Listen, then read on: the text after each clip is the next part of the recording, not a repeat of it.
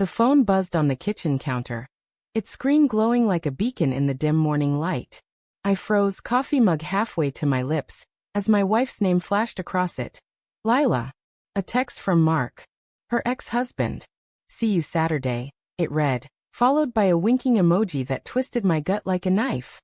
My thumb hovered over the screen, heart hammering, as the weight of those words sank in. Every weekend for months, she'd been meeting him. Just catching up, she'd said, her voice light, her eyes avoiding mine. But this felt like a crack splitting open something I'd been too afraid to name.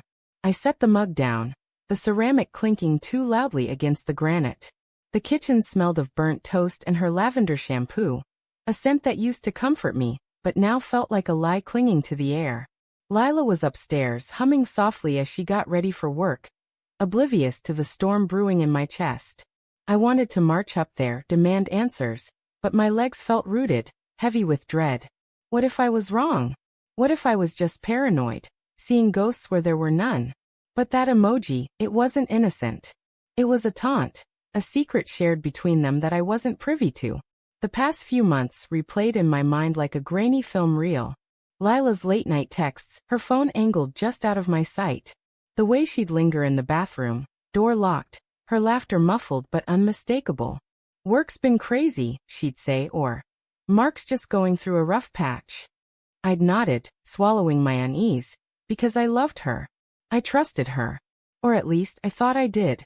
But trust is a fragile thing, like glass you don't realize is cracked until it shatters under the slightest pressure. I grabbed my keys and left for work, the text burning a hole in my thoughts. The city outside was gray, the autumn air sharp with the bite of impending rain. Car horns blared, and the subway rumbled beneath my feet, but all I could hear was the echo of her voice last night. If you don't trust me hanging out with Mark every weekend, maybe the problem's with us. Her words had been soft, almost pleading, but they carried an edge, a challenge I hadn't dared to meet. Now, I couldn't shake the feeling that I'd been played, that her gentleness was a mask for something darker. At the office, I couldn't focus. Spreadsheets blurred into meaningless numbers, and my coworkers' chatter about deadlines felt like static. My mind kept drifting to Mark, his easy grin, the way he'd always seemed too comfortable around Lila, even after their divorce. They'd stayed friends, which I'd accepted at first. We're better as friends, she'd said, and I believed her because I wanted to. But now every memory felt tainted. The way she'd laugh at his jokes, her hand brushing his arm, the late-night calls she'd take in the other room, her voice dropping to a whisper. Small things easily explained away, until they weren't. That evening, I came home to find Lila in the living room, curled up on the couch with a glass of wine. The TV flickered with some mindless reality show, but her eyes were distant, her fingers tapping nervously against the stem of the glass. Hey, she said, her smile fleeting. Long day. Yeah, I muttered, dropping my bag by the door. The air felt thick, charged with unspoken questions. I wanted to ask about the text, but the words caught in my throat. Instead, I said, "You seeing Mark this weekend?" Her gaze flicked to mine, sharp and searching before softening. Probably. He's been helping me with some stuff. She took a sip of wine, her movements deliberate, like she was buying time. Why? Just curious. My voice was tight, and I hated how small it sounded. I sat across from her, the coffee table a chasm between us. What kind of stuff? She shrugged, tucking a strand of dark hair behind her ear. Just life stuff. You know how it is. Her tone was casual, but her eyes didn't meet mine. The room felt colder, the hum of the TV a grating intrusion. I wanted to press her, to demand details, but the fear of what I might uncover held me back. What if she admitted something I couldn't unhear?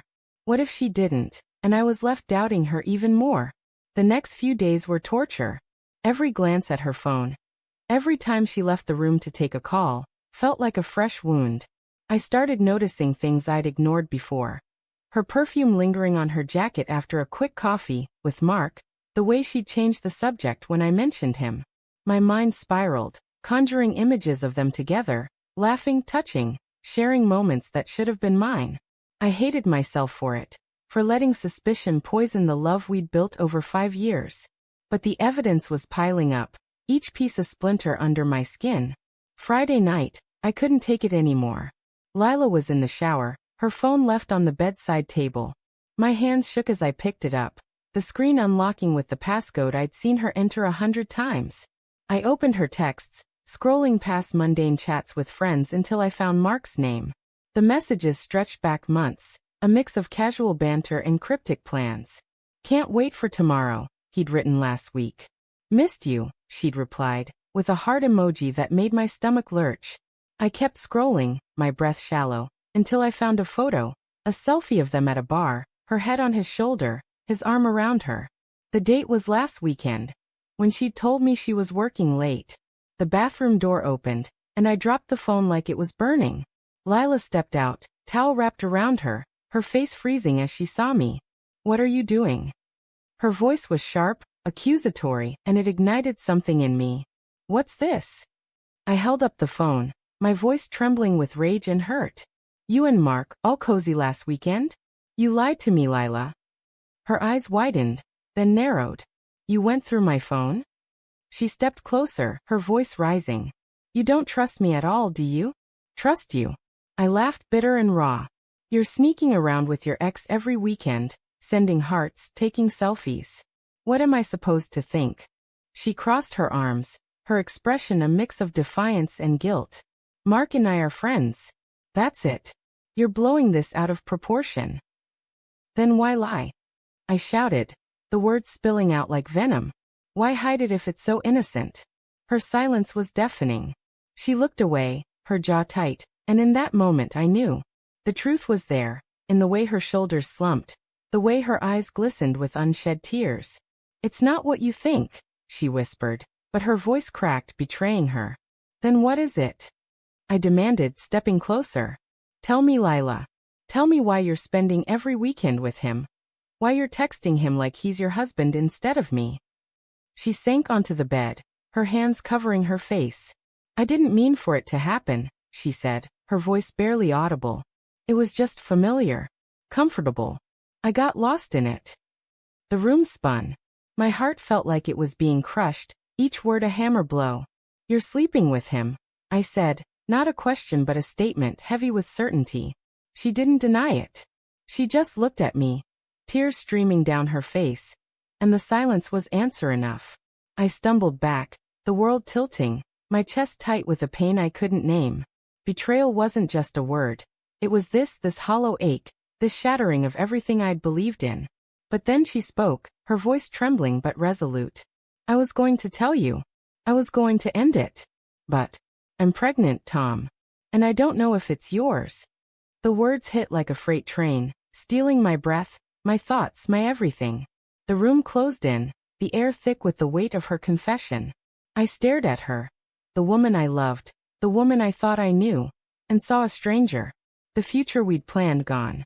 The trust we'd built, ashes. And yet, beneath the rage and heartbreak, a twisted part of me still loved her, still wanted to fix this, even as the truth tore us apart.